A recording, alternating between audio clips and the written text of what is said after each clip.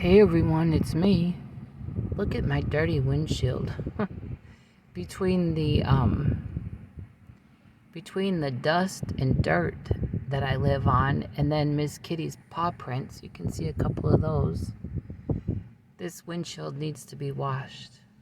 There's some paw prints over there too. I'm here in a parking lot, obviously. It's late. It's almost 11. But I came out because I remembered I needed gas for an appointment early in the morning, and I didn't have a chance today to gas up, and so that's why I came out.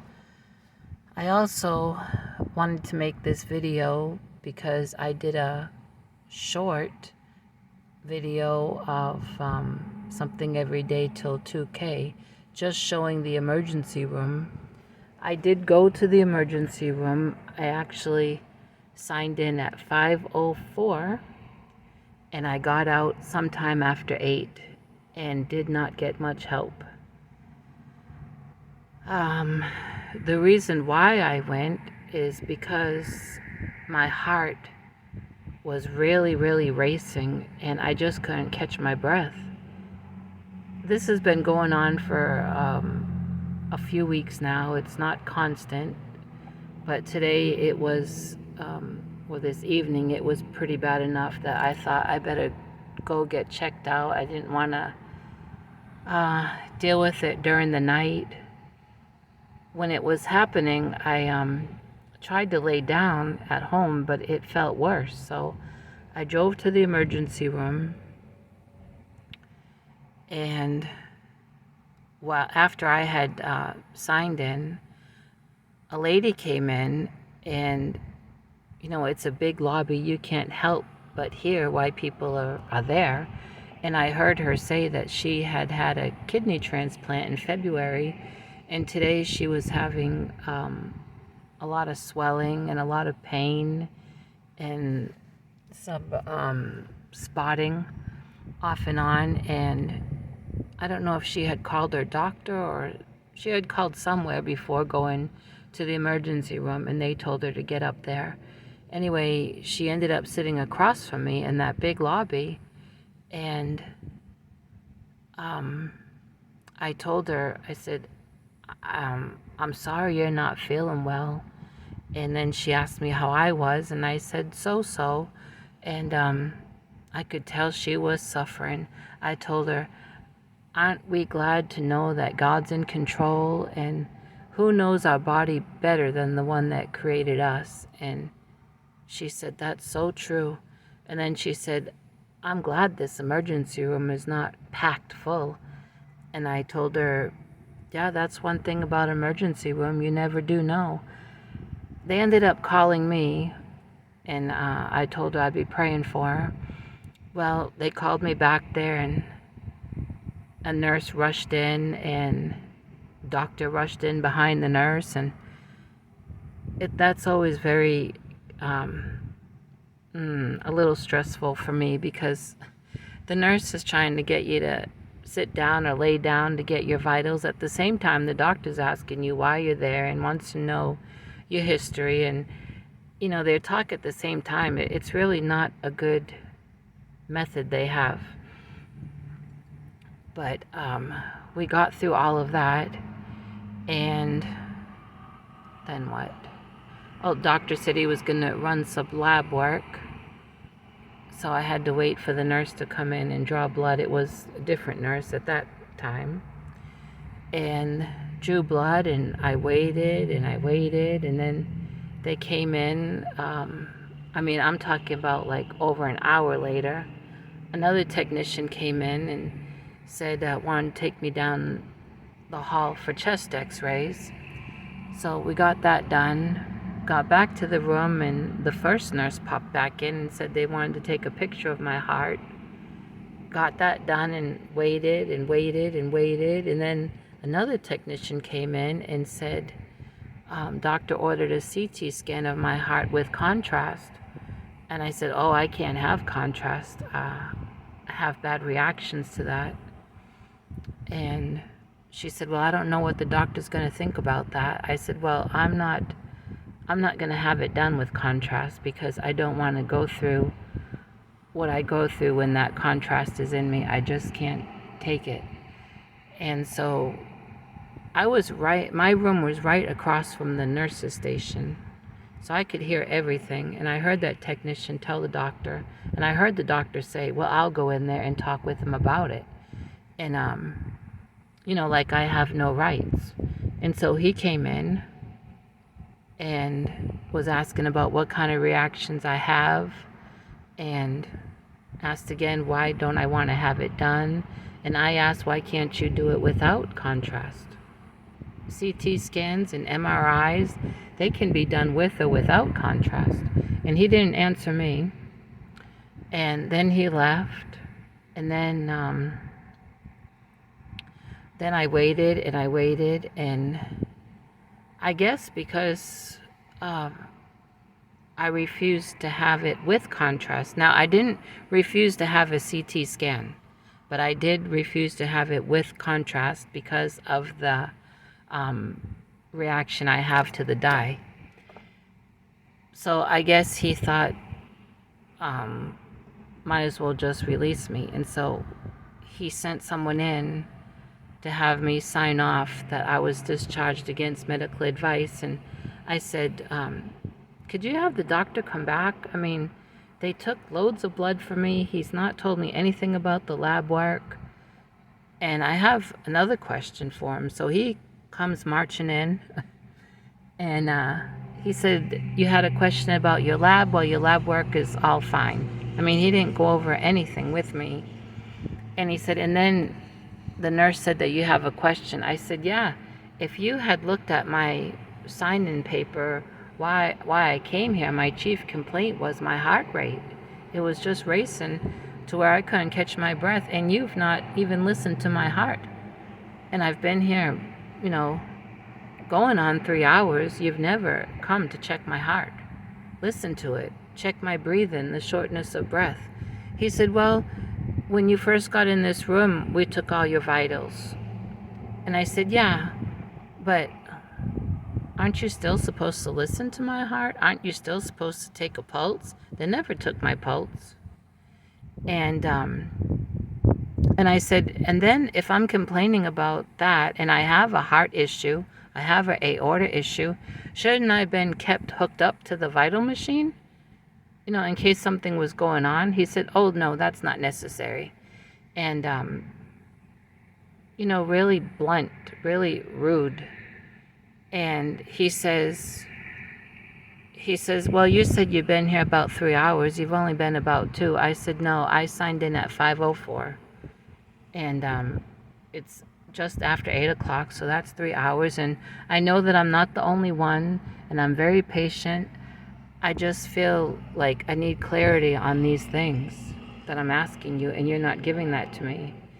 And he said, well, I offered to do a CT scan with contrast, and you refused, so it's against medical advice that you're discharged. And so I did sign it, but I made a note on that paper that I didn't feel like I was helped, and that I felt like the doctor was rude.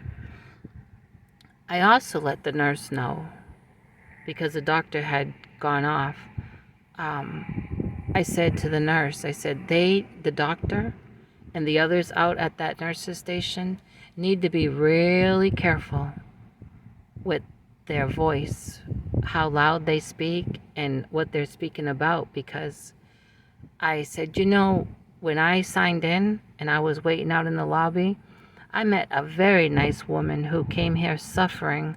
She had had a kidney transplant, and things were going wrong for her tonight.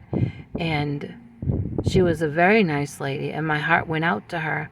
I said, and do you know, not too long ago, I heard the doctor not talking well about that woman. And he also discharged her against medical advice. And he was telling the nurses at that nurse's station that it's not his problem, it's not his fault if she's having trouble with her kidney transplant, because he didn't do that surgery. And he said some other not so nice things about her. And I didn't appreciate hearing that. And I let the nurse know that I heard that. And it didn't make me think too much of that doctor. I told the nurse they take an oath. And I said, if I was a different kind of person, as soon as I sign this paper and we march out of this patient room, if I was a different kind of person, I would go up one side and down the other on that doctor, right in that nurse's station in front of anyone that's there. But I'm not that type of person. And God heard what he said. And God's going to take care of it. And God's going to take care of that woman that was suffering. But I said, that's very unprofessional. And I have a hard time to respect a doctor, that would talk that way about someone and behind their back.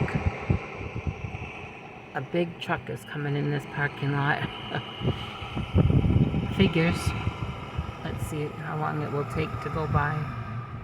It's going behind me. I have the camera not facing me because I still don't feel well and I don't look well. So they really didn't do much for me. They didn't seem too concerned. I do need to call my cardiologist and make another appointment. I had missed the other one because of car trouble a couple weeks ago, before that first cylinder for the spark plug was replaced.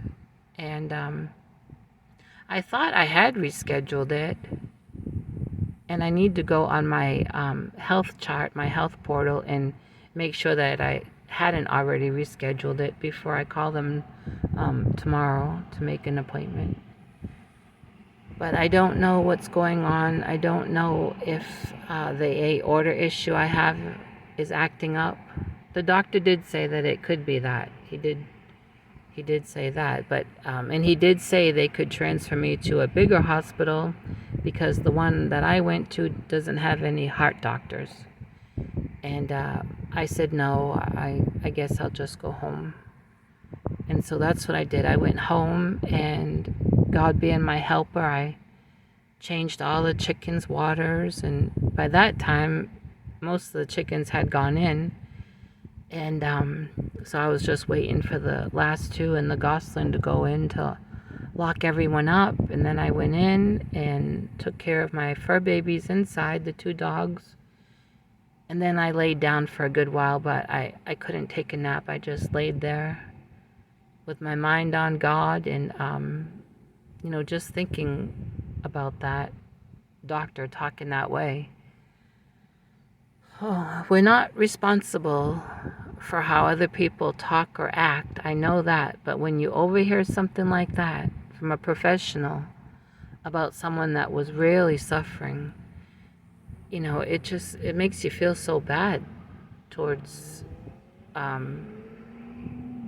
professional, towards a doctor that you should be able to have confidence in. And so that is why I ended up at the ER. And so I wanted to tell you all about it and ask you to please continue to be patient with me making videos. I still have those 2 Happy Mail videos, one from someone that wants to remain anonymous, and the other one is from Margie, who made me something wonderful and sent it. And I'm behind a day on the short video. I know that the one I did at the ER, I put number 23 because that was today, but I didn't make one yesterday. So tomorrow, if I make one, I'll number it number 22. Then I'll try to make another one. I'm probably overthinking the whole thing. I don't know. But I'm very tired. And I trust that tomorrow's going to be a better day. God is still on the throne. He never changes. No matter what we go through, God is still God. And I'm thankful for that. And I'm sorry this is a boring parking lot for you to look at, but at least you're getting caught up on what happened. Excuse me. So I'm gonna head home. I have an appointment in the morning. It's with my primary doctor, and it's not an appointment I made. It's an appointment that either Medicaid or Medicare requires. I think every quarter, every 4 months. And I really don't know what it's for. Anytime I go, all they do is weigh me, check my blood pressure, check to see I don't have a fever. I drive all the way over there, 22 miles one way, and when I get to see the doctor for this kind of appointment, I'm probably 5 minutes with her.